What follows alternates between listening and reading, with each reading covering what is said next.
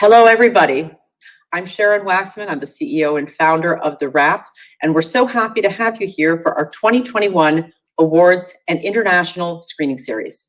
Today, we're excited to bring you El OLVIDO que SEREMOS, Memories of My Father, which is this year's Colombian Best International Feature entry.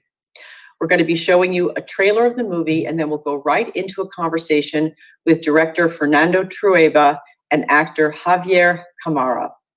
To our audience, we're so thrilled that you're joining us. Please participate in the live chat of our stream. Tell us your thoughts about the film, and also let us know where you're tuning in from. So here we go. Before we introduce our guests, let's have a look at the trailer for El OLVIDO que SEREMOS.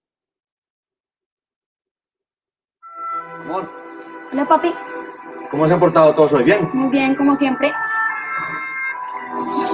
Oh.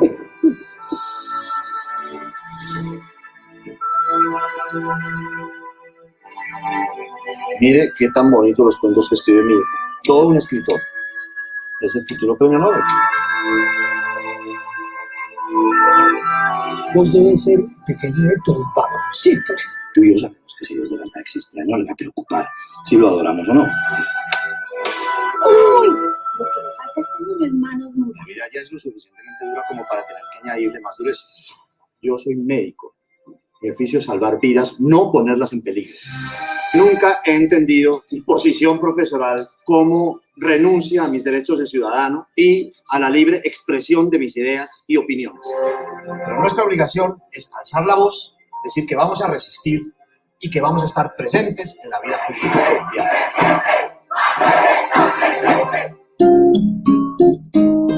Hacía tiempo que no te veía. En este país la vida vale muy poco. Te importan más los problemas de los demás que los de tu propia familia. Ningún problema, solo de los demás.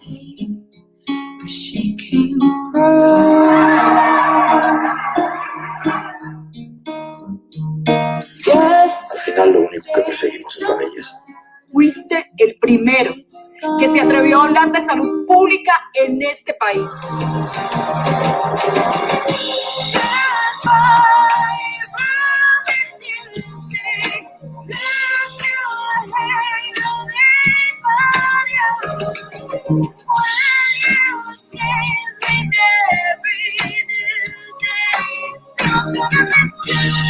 Y así se despide con cariño Héctor Van tercero. Seguro te preguntarás, ¿por qué firmo como tercero? Pues porque tú vales por dos.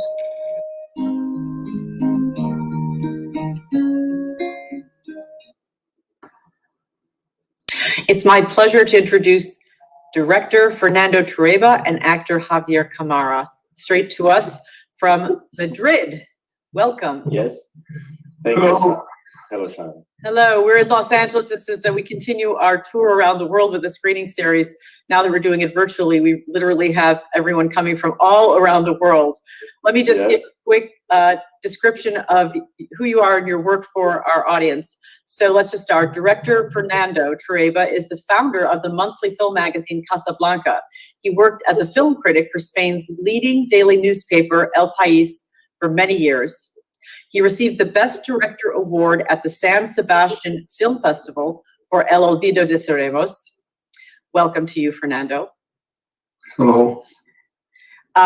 Lead actor Javier Camara graduated from the Higher Education School of Dramatic Art of Madrid. He is a veteran Spanish actor, most notably known for his supporting role in Truman, where he won a Goya Award for Best Supporting Actor. And he's the lead of the film we're discussing today. Welcome, Javier. Thank you, Sharon. Nice presentation. What a beautiful film. Very beautiful. As a beautiful trailer, too. It does a great job of conveying that the sort of the warmth of the film that comes through so strongly in this true story. Fernando, you're not from Colombia. You're Spanish, right? But yet you chose to make a film of the book, Oblivion, which was a big bestseller, as I understand it, in the Spanish-speaking world. What made you want to turn this into a film? Well, I was chosen by the film. It's not me who chose to make the movie. It was the author of the book and the producers of the movie who approached me with the project, and I knew the book and loved the book and have bought that book many times in different languages, different countries, for special friends, not for anyone, just for friends or people that you know. No, for people that you care. It was a very special book for me. And usually as a director, they are always offering me books that doesn't interest me for making them into movies. And suddenly they offer me a book that I love. But I was so shocked. I told them my first reaction, and my reaction for some days was, it's not possible to make a movie from it.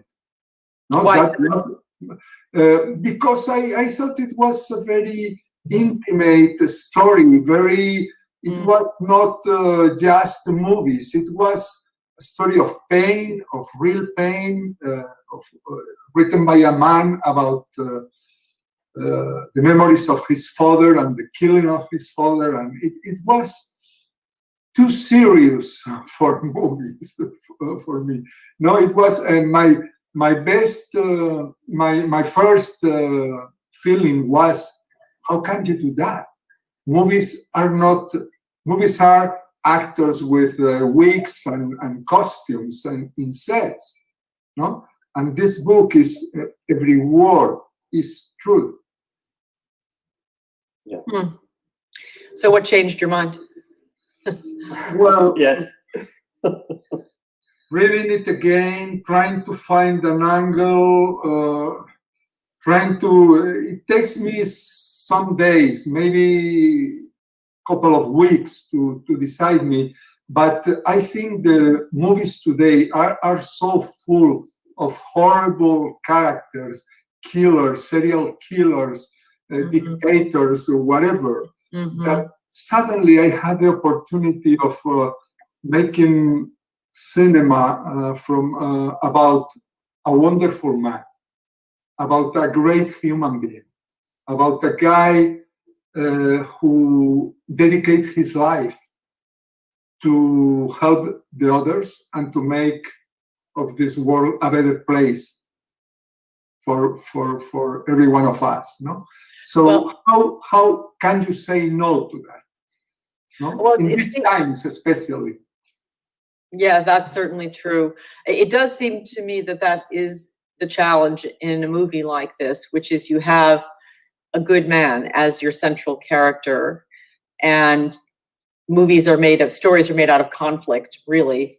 And most of the film, Javier, you're portraying an almost, I would say, saintly character. He's a doctor. He's a social justice activist. He's an advocate for good health. He's a very loving family man who dotes on his children and loves his wife. Like, where's the flaw? Yeah, and there is another problem. I'm not Colombian too. I'm Spanish. And I think the most difficult thing is to take distance from the book and from the history and the story of this family, and the responsibility to do and to make this film so true and full of memories and full of emotions. No? But we are Spanish. We have this distance. We have an enormous ocean between this story. No? And as soon as I arrived to Medellin, I had all the help for the actors and actresses, and the real family helped me to understand the situation. But all this energy that it helps me a lot, maintain me at the same time with some distance to have the breath, to have the time to take to take some time because they were so involved in all the actors were from Medellin. All the technical crew was from Medellin, and the people was so really involved, and they need to tell this story. And I think that the nice thing was, I understand everything. I understand all this energy, but I have to maintain a little of patience because it's too much. And because the book was full of amazing anecdotes. This doctor was a teacher in the school, in the university. He has a program on he was so involved in everything, you know? And I think it was positive. I was a little reluctant when I was in Spain, and it's like thinking, it's like, my God, why I've chosen this film, because it's so difficult. I don't understand this country, and but it happens the same for me. Like Fernando is like, okay, I want to tell this story about this good man, and we have good men around. Everybody has a very good man around, but it's difficult to tell this story because it's not. I don't know. There's not a conflict, you know? But I think it's beautiful to have the opportunity to put the suit of this guy and walk Medellin around and understand why these people is necessary now in the society. I would like to say one thing, that Javier was predestinated to make that movie. Yeah, and it's not a joke. When some years before that project existed, he went at home and he was leaving next day to Colombia for playing in Narcos in the series. Right. And he told me, I'm carrying with me in the bag some Garcia Marquez books. And and Cristina, my wife, and I, we give him El Olvido que Seremos, Oblivion, and we told him, you should read that. And that was 3 years before. 3 years before we are going to make the movie. It's crazy. And then when finally I accepted to make the movie, I say, I'm gonna make this movie. The first thought I had was, what a pity that Javier is not Colombian. And then speaking with Hector Abad, the author of the book, he told me, Fernando, I don't want to interfere in your work or whatever. You will do whatever you want, and you do the movie as your own way. But just, I wanted to tell you, there is an actor that reminds me a lot of my father. You're kidding.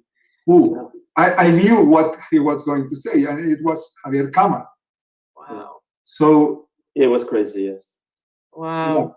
Yeah. Wow. And I had the opportunity to know Colombia, not in the bad way, because Narcos was a huge success in the world, but remind us, Javier, who you play in Narcos. I've seen it, but I haven't. Oh, I played in the third season. In the third season, I played the counter.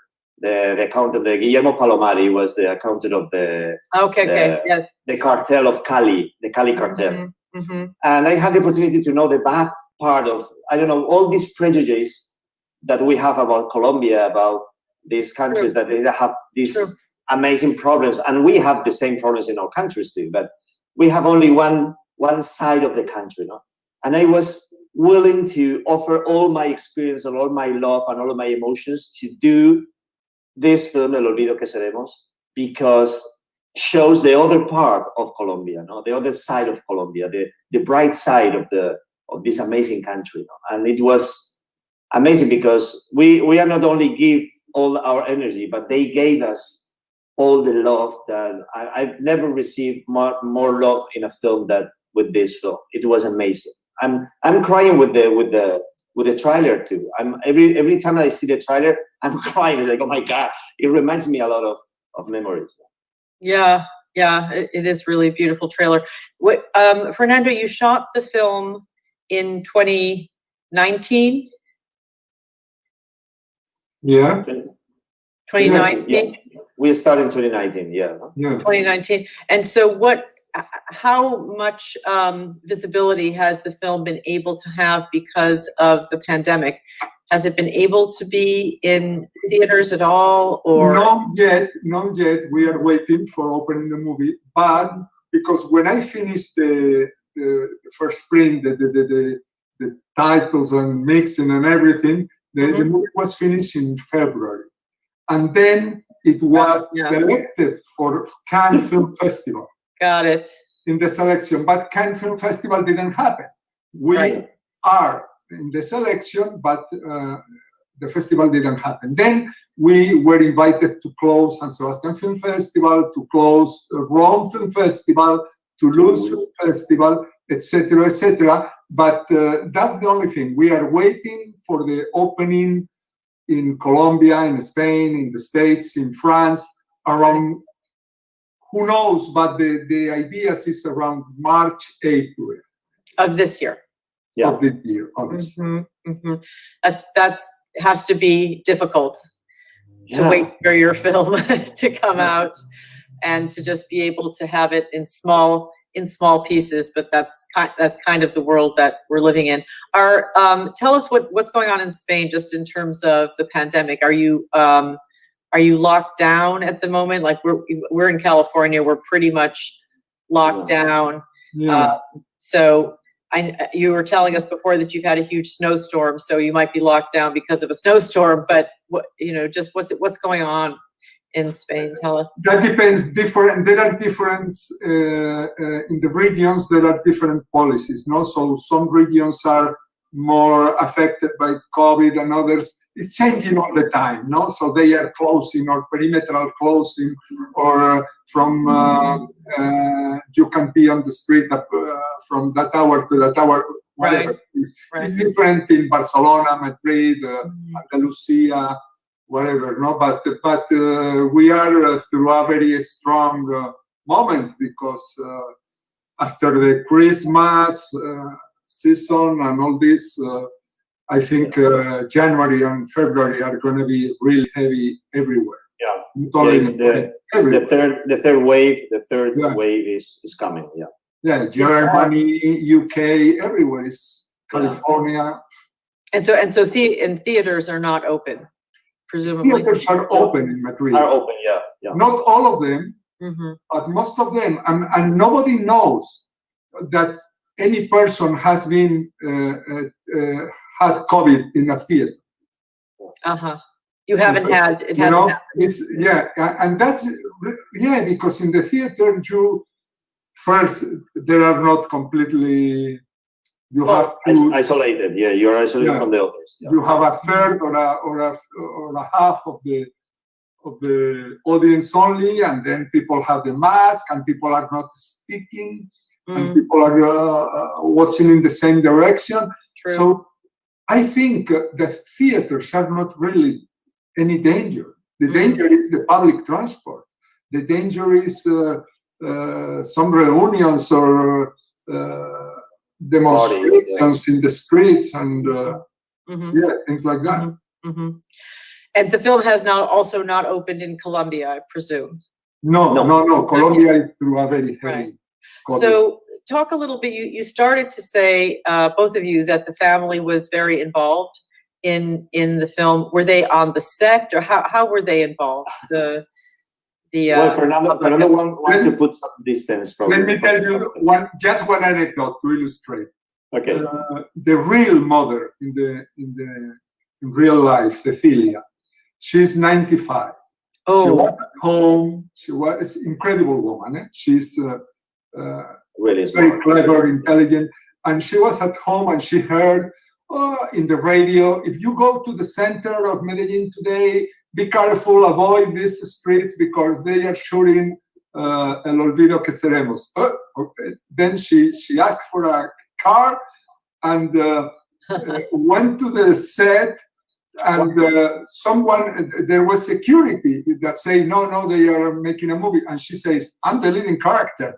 And they let her in, and she arrived in this small bar where we were shooting. And we were shooting a scene with the last moment that she saw his husband alive.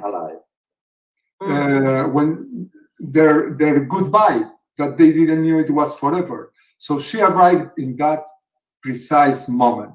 And Javier and the other actors were terrified, because she's very nice, but they are doing that scene and they were crying. They were crying of seeing her there. And I went to them and I told them, you don't know what's going to happen yet.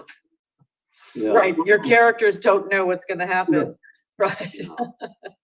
No, but it was really nice to feel the warmth of the whole family. Yeah, it was, I don't know, it was a special energy every day on set.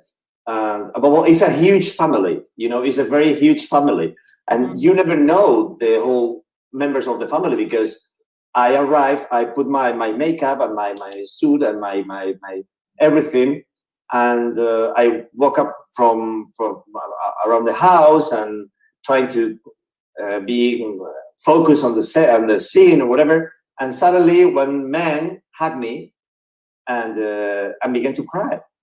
And I didn't know what that guy was. It's like, oh, who are you? And he was like hugging me and calling me grandpa. Grandpa, I love you, grandpa. And it's like, oh my God. And I saw his wife behind me saying like, just a moment. He needs to do that. He's like, okay, don't worry. And I talked with Fernando, like I was crying and I have some drenched shoot and I have to dry this because it's drenched of tears. And he was crying, hugging me. It's like, you know, Sharon, this kind of energy on set is fantastic from one side, but from another you need some distance, because it was a lot of beautiful and amazing energy, but you don't know what's going to happen next. Yes. This was the oldest grandson of who was 10 years old when he was killed, and he was very close to his grandfather, very close. So what was the impact in Colombia, in Medellin, when Hector Abad was killed so violently? What was the after? It was huge. You can see in internet the demonstration, the people in the street. It was a very important figure, not for political reasons, for human reasons. Because everyone knew that this man was fighting for them all his life, fighting for them for better life conditions, for better health, for public health, for concrete things, not for ideas or ideologies, just for real things. Clean water. Yeah, clean water, vaccines, Yeah. He used to collaborate with an American doctor who was with the character who plays the American director with Stillman, who was Dr. Saunders.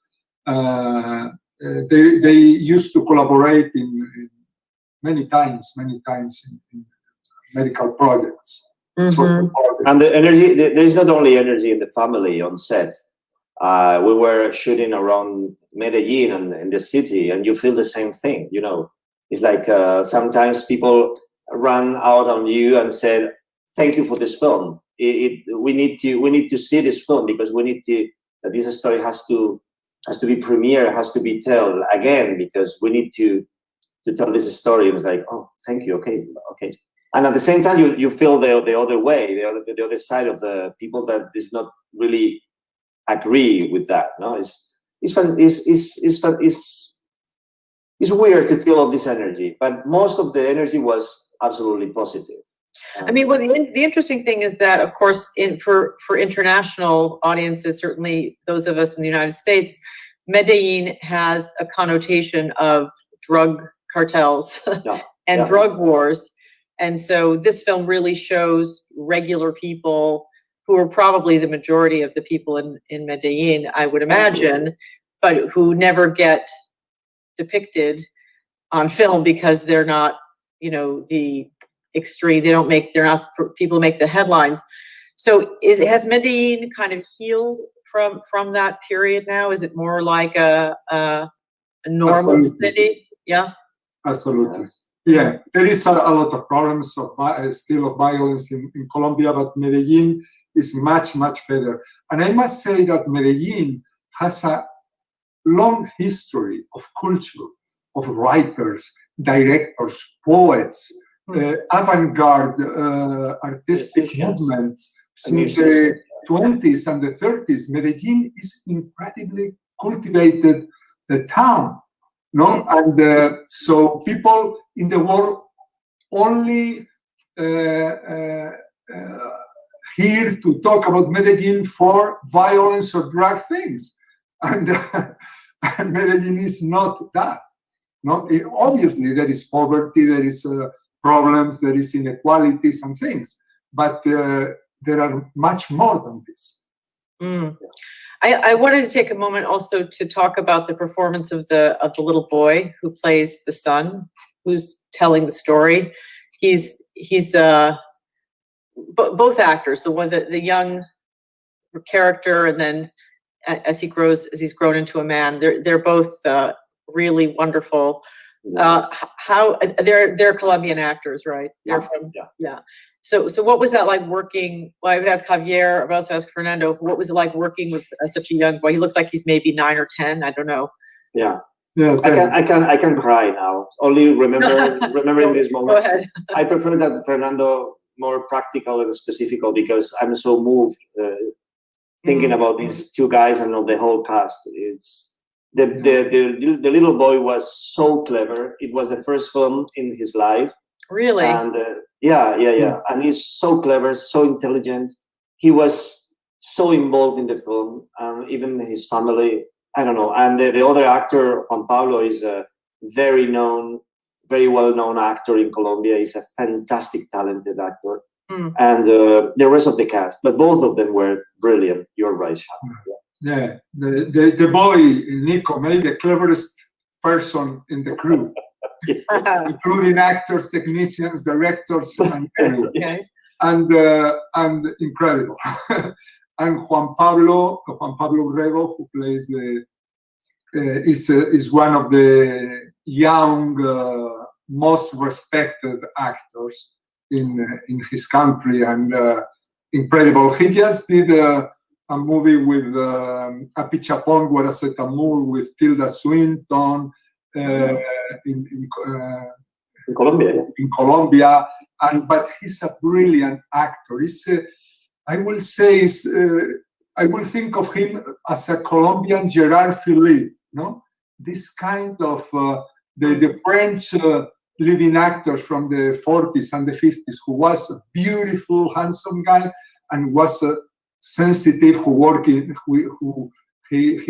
did the Caligula with Albert Camus on stage, no? He's a figure of French culture, no? So for me, I only can compare him to this kind of actor. No? I think he has a lot of future. And he has another fantastic thing. He's a comedian. He's a really funny guy. Oh, really? He's beautiful and funny, and this mixer is fantastic. Yeah. All the Colombian cast was amazing. All the actors who play the daughters, and Patricia Tamayo, who plays the mother. She is an incredible actress. If she was American, she will have by now a couple of Oscars. I'm sure of that. Wow. Well, maybe we will get to see her in American films. And did you kind of live together in close quarters during the shoot, almost like a family, or? Yes. That's a dream. It was a dream come true for me, because it's like you are far from your house. You are in the other corner of the world. You never imagine if it's going to be good, or if it's going to be bad, if it's going to be a good experience or what. But I was thinking that, oh my God, I'm going to be with Fernando and Cristina 3 months in Colombia with them, sharing in beautiful hotel apartments and talking about films and books and music and whatever, I don't know. But it wasn't only 3. Every single day was Patricia with us, or the actors, or the crew, or the director of photography, or the writer who was on, or the writer, or the family. It was every single day was a party. Every single day was a beautiful reunion around us. It was amazing. And every day we were cooking dinner in the hotel for Javier, and with Stillman, or Javier was cooking for us, or we were asking for, or having dinner in a restaurant. We were like a family every single day, all this time. Yeah. And I think it was necessary for the film. It's really necessary for the film, because it was it's not a big step to go to on set with the rest of the characters. It was easy. It was easy to share with them family scenes, because the film is full of family scenes. And we were a lot of actors with these big reunions on set, the scenes, and it was easy for us because we were together every single moment. Yeah, you absolutely feel that in the film. I'm not surprised to hear you say that, because it's so reflected in. When you imagine a set in the United States, you imagine big caravans for the leading actors, and there is a huge space full of houses, personal houses for every single actor. We don't have anything of that. We were all together in a house, because we were shooting in the house for, I don't know, 4 or 5 weeks, and we were all together playing in the house, living in the house, and it was amazing. I think that this smell of the situation was on the film. It's on the film. Absolutely. Well, thank you so much, Fernando and Javier, for being here with us. Thank you for the film. The film is something that I really recommend to everybody to go and see when you're able to. I hope it'll be at least on a streaming service in the United States so people can see it. But you can, of course, see it as part of our screening series. But good luck to you in the Academy Awards process. Good luck to you in getting the film out into theaters and getting it out into the world so everyone can experience its very special emotion. Thank you so much. We hope to see you in the United States. Yes, that's right. Absolutely. And thank you to everyone for joining us today. It was really great to have you all. Please be sure to take advantage of our free trial to Wrap Pro, our professional service for industry insiders. That's where you can find out about upcoming Wrap screenings and our events. You can also check us out on our screenings page, screenings.thewrap.com. Thanks for joining us.